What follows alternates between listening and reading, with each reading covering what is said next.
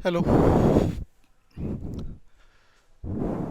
आज आपण word problem पाहणार आहोत. शेवटचं आर्टिकल आपलं हे शेवटचं आर्टिकल वर्ड प्रॉब्लेममधलं, जे मॅट्रिक्समधलं वर्ड प्रॉब्लेम. मग ह्याच्यावरून काय करायचं, आपला वर्ड प्रॉब्लेम दिला की आपला इक्वेशन फॉर्म करायची, इक्वेशन तयार करायचे. आणि आता इक्वेशन आले की आपलं काय करायचं आहे, रिडक्शन मेथड यूज करायची आहे. लक्षात आलं. दिलेल्या वर्ड प्रॉब्लेमच्याद्वारे काय करायचं, आपला इक्वेशन तयार करायचे. आणि इक्वेशन तयार केली की आपलं इक्वेशन सॉल्व करता येतात. कुठल्या मेथडनं? By reduction method. ठीक आहे. आता हे एक्झाम्पल बघा. The sum of the total cost of one economic book, one cooperation book and one account book is rupees 420. The total cost of an economic book, two cooperation books and account book is 480 rupees. Also, the total cost of an economic book, three cooperation books and two account books is 600. Find the cost of each book. काय करायचं, आपला find काय करायचं आहे, the cost of each book. प्रत्येक पुस्तकाची काय करायचं, आपला व्हॅल्यू काढायची आहे. ठीक आहे, किंमत काढायची आहे. त्याच्यावर स्वतःला सोल्युशनमध्ये काय, आपला प्रत्येकाचं लेटर आपला सपोज करावं लागेल. One economic books equal to X म्हणा, one corporation books equal to Y आणि one account book is equal to Z. ठीक आहे. आता इक्वेशन काय होतील मग सांगा. आता वाचा. द सम ऑफ, याचा अर्थ बेरीज. सम ऑफ म्हणले, सम ऑफ कॉस्ट वन इकॉनॉमिक, याचा अर्थ एक्स. फर्स्ट कंडिशन, पहिल्या कंडिशननुसार वन इकॉनॉमिक बुक्स, याचा अर्थ वन एक्स म्हणजे काय, एक्स. वन कॉपरेशन बुक्स, याचा अर्थ कॉपरेशनला काय म्हटलं आपण, वाय, याचा अर्थ प्लस वाय. ठीक आहे, plus. And one account book, याचा अर्थ अकाउंटला काय म्हटलं आहे, z. Is equal to, is किती आहे, 420 रुपीज. झालं. हे झालं फर्स्ट कंडिशन. पहिल्या कंडिशननुसार आपण हे इथपर्यंत आलो. पुढं, the total cost of an economic book. Total cost of an economic, याचा अर्थ वनच आहे. इकॉनॉमिकला काय म्हटलं आपण, एक्स, याचा अर्थ x plus. And economic book, two cooperation books, याचा अर्थ प्लस. कॉपरेशनला वाय म्हटलं, याचा अर्थ 2y plus two cooperation books. And account book, and म्हणजे अकाउंट म्हणजे एकच आहे, याचा अर्थ झेड इक्वल टू किती आहे, 480. 480. लक्षात आलं का. And economic book, two cooperation book and account book, याचा अर्थ x plus 2y plus z equal to 480. Also the total cost of and economic book. Economic book म्हणजे किती आहे, x plus three cooperation books, याचा अर्थ 3y plus three cooperation books and two account books म्हणजे plus 2z equal to किती आहे, 600 rupees. म्हणजे equation आपण काय केली, तयार केली. दिलेल्या प्रॉब्लेमवरून, दिलेल्या एक्झाम्पलवरून आपण काय केलं, इक्वेशन तयार केलं. आता हे इक्वेशन आली की आपलं सॉल्व करता येतं. Solve the equations by reduction method. Reduction method म्हणले काय, रो ट्रान्सफॉर्मेशन. रो ट्रान्सफॉर्मेशन वापरायचे म्हणजे काय करायचं, आपला इथं फक्त अप्पर ट्रँग्युलर मॅट्रिक्सच्या फॉर्ममध्ये तो मॅट्रिक्स आणायचा आहे. ह्याच्यावर आपला ए मॅट्रिक्स काय लिहिता, मी डायरेक्ट लिहू का, डायरेक्ट लिहितो. कुठला, द मॅट्रिक्स फॉर्म. डायरेक्ट लिहितो मी मॅट्रिक्स फॉर्म. काय आलं मॅट्रिक्स फॉर्म, काय, A X equal to B. A X equal to काय, बी. याचा अर्थ ए काय आला, 1 1 1 1 1 1. बी काय आला, सॉरी सेकंड कॉलम काय आला, 1 2 3 1 2 3. Third column 1 1 2 1 1 2. हे झाला ए. हा काय झाला ए. एक्स म्हणजे काय, X Y Z, X Y Z. B काय, बी किती आहेत, 420, नंतर 480 आणि 600. 420 480 अँड 600. झालं. दिलेले इक्वेशन्स आपण काय केलं, दिलेले एक्झाम्पल आहे त्याच्यावरून आपण काय केलं, इक्वेशन फॉर्म केली. एवढं फक्त ॲडिशन पार्ट आहे. इथून पुढं आपला रिडक्शन मेथड यूज करायचं आहे. इक्वेशन मिळाली, इक्वेशन आपण काय करतो, मॅट्रिक्स फॉर्ममध्ये तो कन्वर्ट केले. मॅट्रिक्स फॉर्म आपण लिहिला. आता मॅट्रिक्स फॉर्म आला की आपलं काय करायचं आहे, हा काय झाला डायगोनल, हा काय झाला डायगोनल. मग हा ए मॅट्रिक्स कसा आणायचा, आपल्याला अप्पर ट्रँग्युलर मॅट्रिक्सच्या फॉर्ममध्ये कन्वर्ट करायचं आहे. म्हणजेच काय, below the diagonal elements are 0. म्हणजे हे एलिमेंट काय आणायचं, आपला 0. मग त्याच्या अगोदर इथं समजा 1 नसेल तर 1 आणायचा. इथं 1 आणायचा. हे दोन ठिकाणी 0. पहिल्या रोमध्ये 1, सेकंड रो थर्ड रोमध्ये 0, सेकंड रोमध्ये इथं 1, नंतर इथं थर्ड रोमध्ये 0. हा सिक्वेन्स आपला चुकवायचा नाही. आता इथं ऑलरेडी 1 आहेच आहे, एक स्टेप आपली वाचलीच आहे. आता इथं 0 आणायचं, इथं 0 आणायचं आहे, म्हणजे इथं 0 आणायचं आणि इथं 0 आणायचं आहे. म्हणजे आता काय करावं लागेल आपल्याला, मग सुरुवातीला R2 चेंज करतो. म्हणजे काय येणार आहे, R2 किती आहे, 1 आहे. 1 मायनस काय करावं लागेल, 1. म्हणजे याचा अर्थ R2 minus R1, 1 minus 1 0. And इथं R3 पण, R3 काय 1च आहे, याचा अर्थ 1 मायनस 1 म्हणजे हा R1, 1 R3 मायनस काय आलं, R1, R3 मायनस R1 म्हणजे काय आलं. तर बघा चेंज सगळं तुमचा R1 आहे तसं लिहा, 1 1 1 1 1 1. नंतर हा 0 आला. नंतर R2 मायनस R1 आहे, हे R2 चेंज करतो आपण, R2 चेंज करतो, याचा अर्थ सगळे एलिमेंट चेंज करायचे R2 मधले. 2 मायनस 1 किती आलं, 1. 2 मायनस 1 म्हणजे काय आलं, 1. नंतर 1 मायनस 1 0. परत R3 minus R1, 1 minus 1 0. 3 minus 1, 3 minus 1 किती आलं, 2. 2 minus 1 1 into x Y z equal to, इथं पण R2 मायनस R1 किती आलं, हे 480 R2 मायनस R1 किती 420 0 किती आलं 6, मी किती आलं 60, ते आलं 60. पुढं R3 मायनस R3 किती आहे 600 मायनस किती 420 0, इथे किती आलं 8, 4 आणि 1 5, 5 आणि 1 6, 180. सॉरी आपण काय करतोय, R2 चेंज करायचं आहे ना आपल्याला, त्यामुळं R1 आहे तसं लिहायचं, R1 आहे तसं लिहिला. आता R2 किती आला आपला इथं, हे R2 किती आहे 480 मायनस 420 किती आलं 60 आलं, किती आलं 60. आणि 600 R3 मायनस R1 600 मायनस 420 हे 0 8, 4 आणि 5, 5 आणि 1 6, 180 किती आलं 180. ठीक आहे, इथपर्यंत आलं, समजलं सगळ्यांना, अवघड काहीच नाही, अगदी सोपं आहे. ठीक आहे, हे झालं. आता इथं बघा, इथं 1 आणलं आहे, हे 2 0 आले, इथं 1 आणायचा होता, ऑलरेडी आला, बरोबर. आपला सिक्वेन्स चुकवायचं नाही, इथं 1 आणलं, हे 2 0 आणले, पण इथं 1 आणायचा, इथं 0 आणायचं आहे. हा डायगोनल आपला, हा डायगोनल लक्षात ठेवायचा, बिलो द डायगोनल 0 आणायचा आहे. इथं 1 आणला, हे 2 0 आणले, इथं 1 आणायचं आहे, ऑलरेडी 1 आणलेलं आहे, त्यामुळं ते एक स्टेप आणखी वाचली आपली. आता इथं 0 आणायचं, म्हणजे इथं 0 आणायचं म्हणजे काय करायचं, आपला कुठला चेंज करतो आपण, R3 चेंज करतो आहे, बरोबर आहे.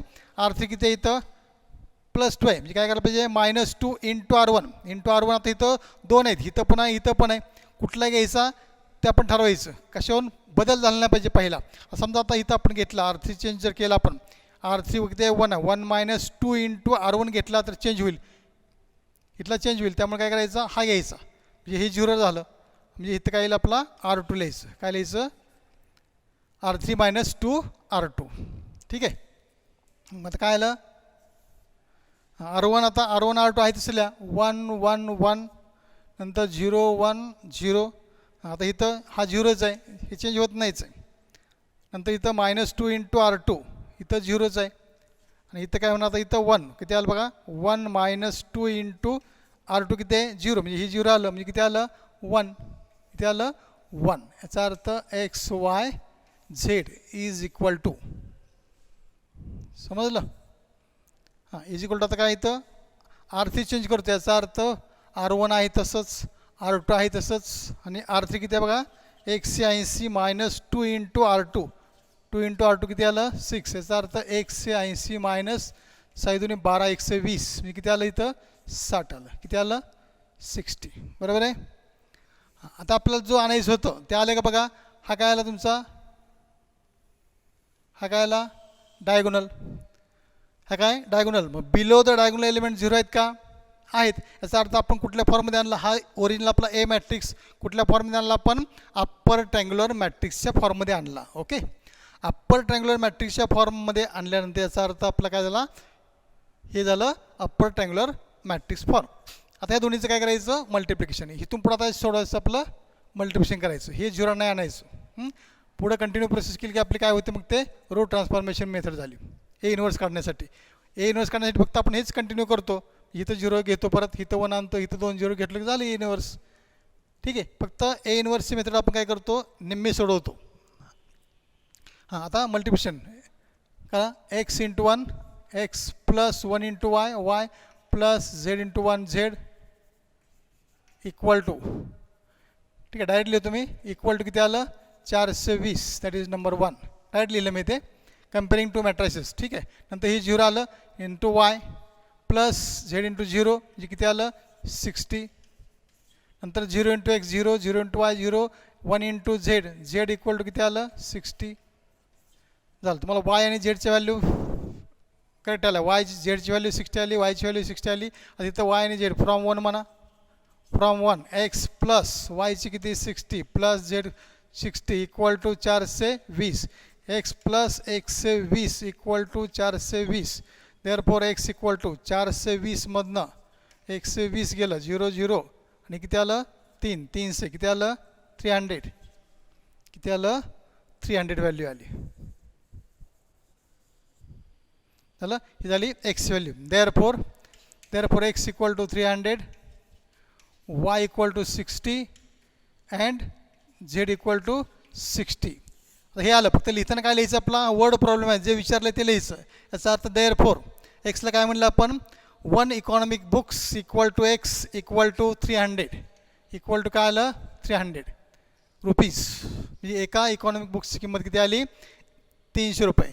1 कॉपरेशन बुक वायची व्हॅल्यू किती आली 60 रुपीज आणि account books equal to 60 rupees. तर रुपीज लिहिलं चालेल रुपीज आणि रुपीज 300 रुपीज 60 अँड रुपीज 60 असं शेवटी मात्र तुम्हाला एक्स वाय झेड लिहिण्याच्या ऐवजी आपण एक्स कशाला सपोज केलं आहे ते लिहायचं. And economic books equal to x equal to rupees 300 याचा अर्थ प्रत्येक बुकची आपण व्हॅल्यू काढलेली आहे ठीक आहे. The cost of each book economics cooperation आणि अकाउंट या सगळ्यांची काय केलं आपण व्हॅल्यूज काढलेत. समजलं का? काय कोणा डाऊट आहे का इथं म्हणजे नाही ठीक आहे. मी आता आपल्याला वर्ड प्रॉब्लेम संपलं ठीक आहे. इथं आपल्याला मॅट्रिक्स टॉपिक आपला संपलेला आहे. Complete the topic matrix okay. आपला मॅट्रिक्स टॉपिक इथं संपलेला आहे. आपण आता मॅट्रिक्समध्ये थोडंसं उजळणे घेऊ थोडंसं रिपीट करू काय काय झालं आपण काय काय हे केलं ते रिकॉल करू थोडं. हां काय काय मॅट्रिक्समध्ये आपण घेतलं बघा. मॅट्रिक्समध्ये आपण 2 पार्ट केले होते. मॅट्रिक्समध्ये काय आपण पार्ट 1 आणि पार्ट 2 केले होते. याच्यामध्ये आपण काय केलं पार्ट 1मध्ये टाईप्स ऑफ मॅट्रायसिस घेतलं होतं काय डेफिनेशन आणि टाईप्स ऑफ मॅट्रायसिस ठीक आहे. टाईप्स ऑफ मॅट्रायसिस 15-16 टाईप तुम्हाला दिले होते.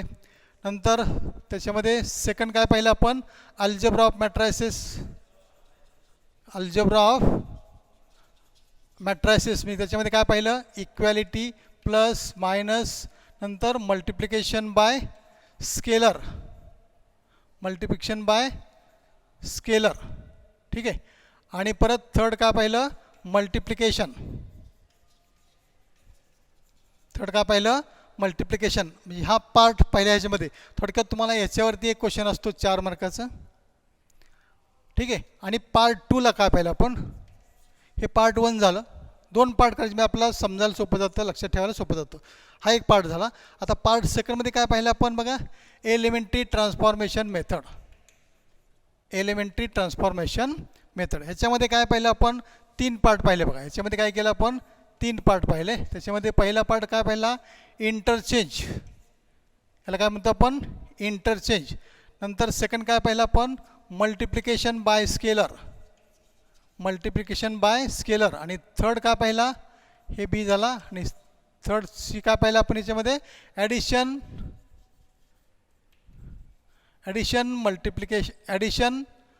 अँड स्केलर मल्टिप्लिकेशन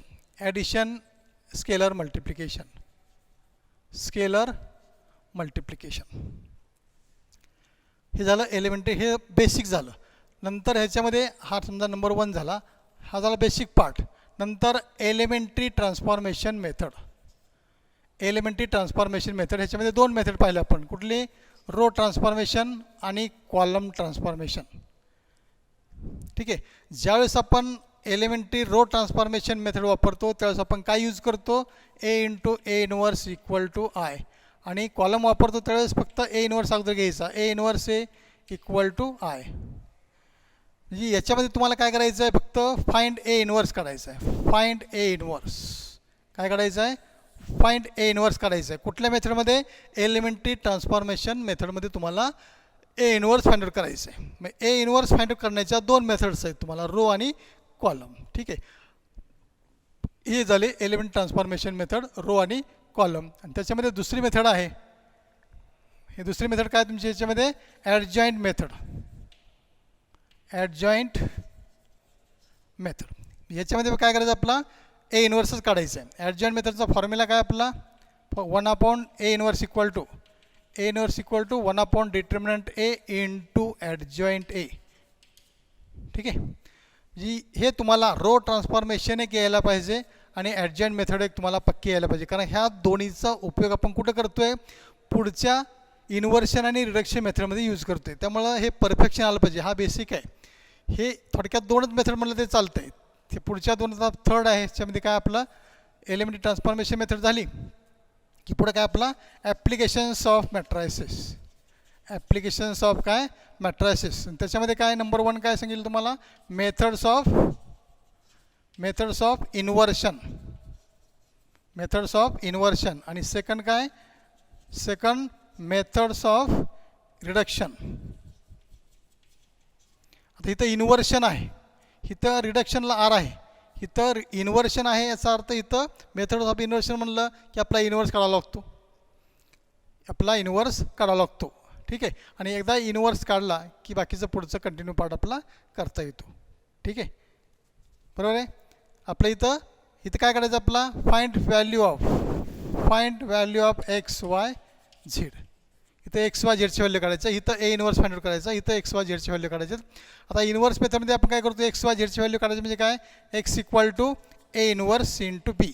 हा फॉर्म्युला थोडक्यात आपण यूज करतो, कारण एक्स काढायचं आपला, म्हणून एक्स लक्षात ठेवायचं इकडं, X equal to X A inverse into B. याचा अर्थ ए इन्व्हर्स आपला काढावा लागतो. ए इन्व्हर्स कुठनं काढायचा, ॲडजॉईंट मेथडने ए इन्व्हर्स काढून घ्या. मी तुम्हाला आहे तसं इथं एक्झाम्पल पर इथं सॉल्व करावं लागतं, बरोबर आहे का. ह्या टाईपचं जर तुम्हाला एक्झाम्पल आलं तर तुम्हाला ॲडजॉईंट मेथडनं ए इन्व्हर्स आहे तसा फाईंड करावा लागतो. ठीक आहे, आणि इंटू पर ह्या दोन्हीचा काय करायचा, एक्स इक्वल टू एक्स म्हणजे काय, एक्स वाय झेड, ए इन्व्हर्स जो आलेला असतो तो इंटू बी, पुढचे नंबर इक्वल इंटू बी. याचा अर्थ इक्वेशनच्या पुढचे जे कॉन्स्टंट नंबर असतात ते बीची व्हॅल्यू असते.